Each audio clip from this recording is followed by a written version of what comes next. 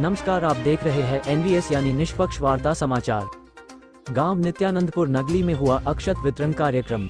अमरगढ़ नित्यानंदपुर नगली गांव में श्री राम जन्मभूमि तीर्थ क्षेत्र अयोध्या से अक्षत कलश पहुंची, जिसको लेकर श्री राम अक्षत वितरण कार्यक्रम का आयोजन किया गया। कार्यक्रम की अध्यक्षता सांसद भोला सिंह, स्याना विधायक देवेंद्र सिंह लोधी व भाजपा जिला अध्यक्ष विकास चौहान के नेतृत्व में हुई। कार्यक्रम के आयोजक ग्राम प्रधान सौरभ राणा व भाजपा मंडल महामंत्री लोकेश राणा सहित पूजित अक्षत को लेकर कार्यकर्ताओं के द्वारा गांव के घर घर जाकर अक्षत वितरण किया गया। इस अक्षत को राम भक्तों द्वारा श्री राम जन्मभूमि पूजन के दिन 22 जनवरी को अपने घर में प्रभु श्री राम को अपने मंदिर में स्थापित करेंगे। राम जन्मभूमि से आया अक्षत रामलला के भव्य मंदिर का उद्घाटन व प्रतिमा स्थापना में निमंत्रण के रूप में गाँव के प्रत्येक घरों तक पहुँचाया गया।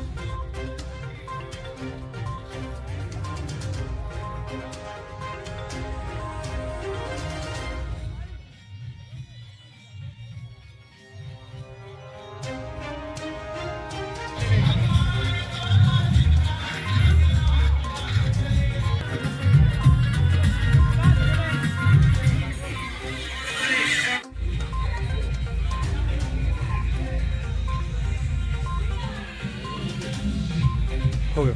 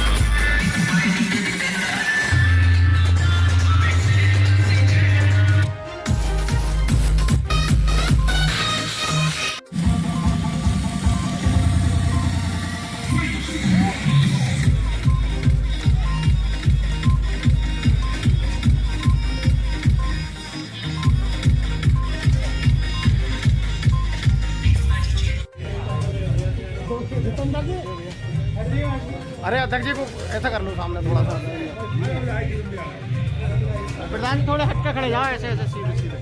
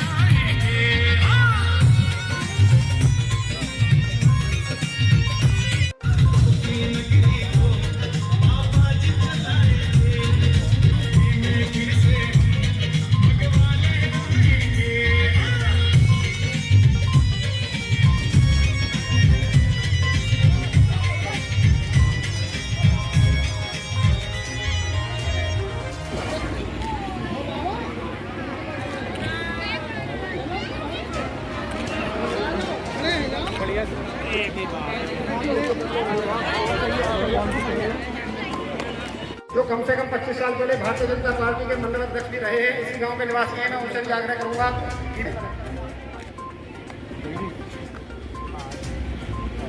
भैया फोन नीचे करिए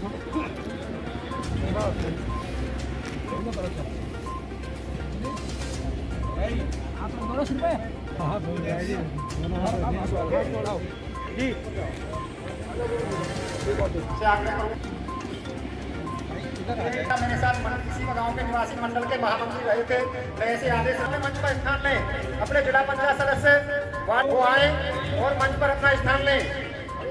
जी का स्वागत अपने पूर्व प्रधान श्रीमान चंद्रपाल जी की करें। अपने वरिष्ठ नेता संगठन के निवासी साथ बेनाम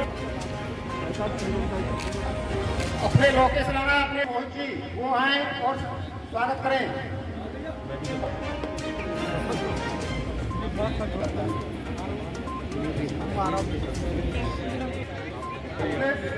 जो राम का एक भव्य मंदिर बना ये परम पूजनीय बाबूजी की देन है और आज जो प्राण प्रतिष्ठा हो रही है ये भी उन्हीं की देन है।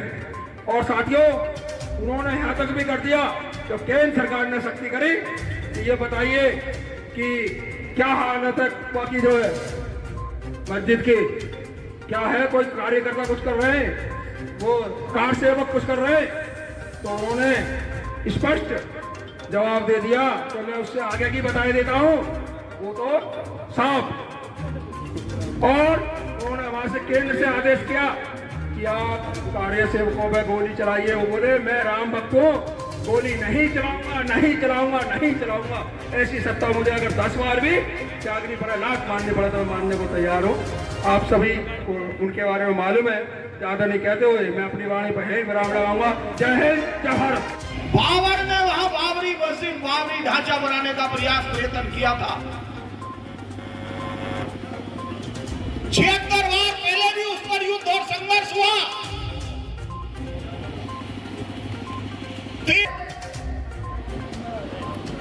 उन सबके त्याग और बलिदान के कारण ये जो राम जन्मभूमि का मंदिर का निर्माण, उस ढांचे का जो कलंक ये समाप्त हो रहा है। इसको नगली में आज अक्षत वितरण में उपस्थित अपने जिले के युवा और नवनियुक्त अध्यक्ष श्री विकास चौहान जी, अपने कुछ ही समय पहले नए मंडल अध्यक्ष के दायित्व पे आए जितेंद्र जी हमारा संचालन कर रहे हैं, और इनसे पूर्व के अध्यक्ष दूसरे जितेंद्र जी, और इधर बराबर में बैठे यहाँ के ब्लॉक प्रमुख तीसरे जितेंद्र जी,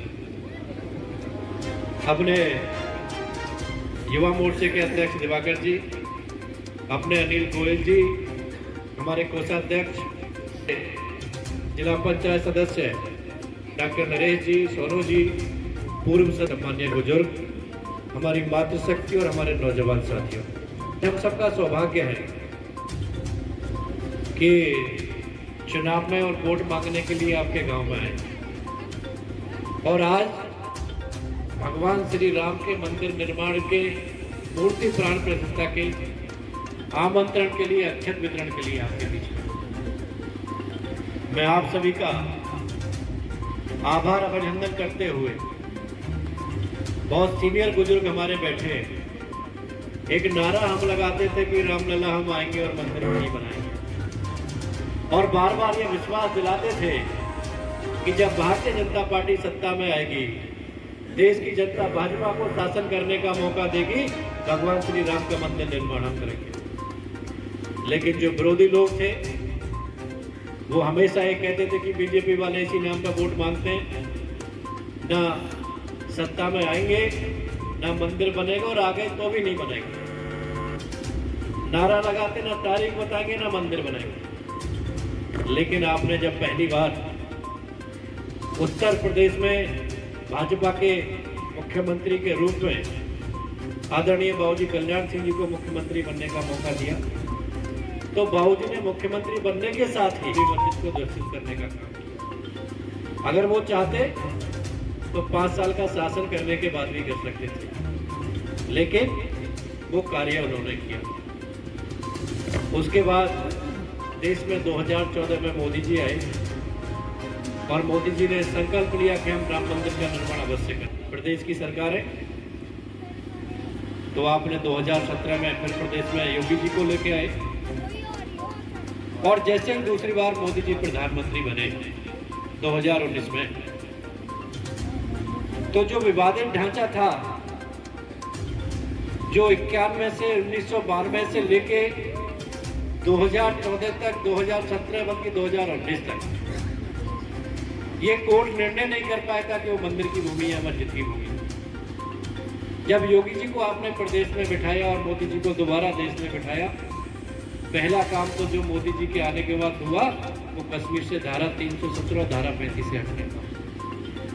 और आपको याद होगा कि जो 5 अगस्त 2019 को तो धारा 370 हटी और 5 अगस्त 2020 तक कोर्ट के आदेश भगवान श्री राम के मंदिर के निर्माण के पक्ष में हुए और भूमि पूजन प्रधानमंत्री जी ने और मुख्यमंत्री जी ने 5 अगस्त 2020 को भगवान श्री राम के उसका किया। आज हम 2023 में हैं। जो लोग कहते थे कि तारीख नहीं बताएंगे, आज हम 2023 में हैं। 2023 पूरा होगा, 24 में आए। लेकिन उसके बावजूद भी कोरोना महामारी का प्रकोप होने के बावजूद आपने देखा कि कितना समय हुआ है। अभी 5 अगस्त 2020 को ही तो भूमि पूजन हुआ था और अब 22 जनवरी 2024 में भगवान श्री राम की प्राण प्रतिष्ठा होने जा रही है। प्रिय जनप्रिय विधायक आदरणीय देवेंद्र जी, हमारे भारतीय जनता पार्टी के वरिष्ठ नेता नेमपाल जी, हमारे युवा मोर्चे के जिले के अध्यक्ष दिवाकर सिंह जी, हमारे दोस्त पूरा यही देखते हैं और पार्टी में जिला अध्यक्ष और कोषाध्यक्ष, ये 2 अध्यक्ष होते हैं, मजबूती यही है, हम तो काम करने वाले हैं। ऐसे अनिल गोयल जी, हमारे मंडल के अध्यक्ष जितेंद्र जी। संजय जी, आज गांव नित्यानंदपुर नगली में आज यहाँ अक्षत वितरण कार्यक्रम हुआ है और किस प्रकार कार्यक्रम है?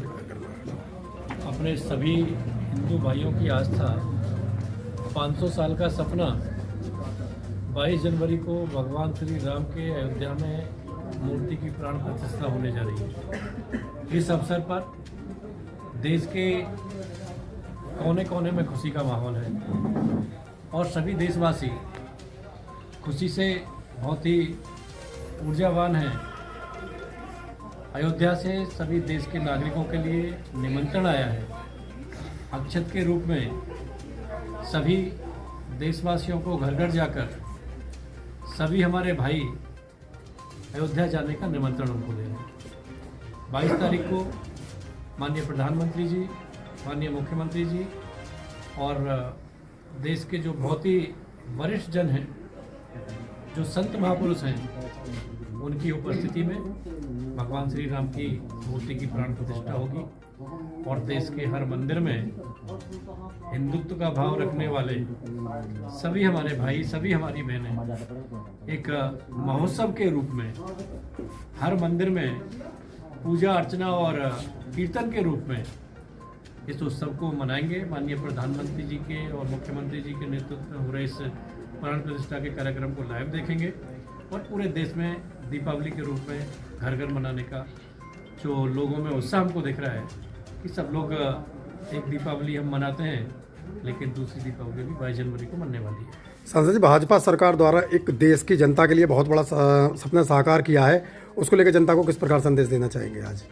देखिए, भारतीय जनता पार्टी जो कहती है वो करती है और हमारे माननीय प्रधानमंत्री जी का एक ही उद्देश्य है कि हम सत्ता में सत्ता भोग के लिए जनसेवा के लिए आते हैं। माननीय प्रधानमंत्री जी के नेतृत्व में देश के करोड़ों लोगों को आज़ादी के 75 साल में 63 साल कांग्रेस और यूपी के शासन के बाद जो सुविधाएं उनके जीवन यापन की नहीं मिल पाई, उनकी पूर्ति माननीय प्रधानमंत्री जी ने 10 सालों में की है और विकसित भारत संकल्प यात्रा के माध्यम से देश के गांव-गांव में यात्रा, मोदी जी की गारंटी की रथ यात्रा वंचित लाभार्थियों को लाभ देने के लिए निरंतर इस ठंड के मौसम में भी देश के कोने कोने में जा रही है।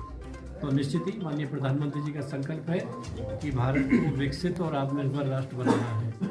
वो संकल्प निश्चित ही पूरा होगा। ये जो हम आज़ादी का अमृत काल है, इसमें सभी देशवासियों में हम देख रहे हैं कि बहुत ही उत्साह है, सभी में परिवर्तन है और माननीय प्रधानमंत्री जी की विकसित भारत संकल्प यात्रा से भी और विकसित भारत अभियान के एम्बेसडर बन के भी देशवासी माननीय प्रधानमंत्री जी का सहयोग कर रहे हैं। धन्यवाद।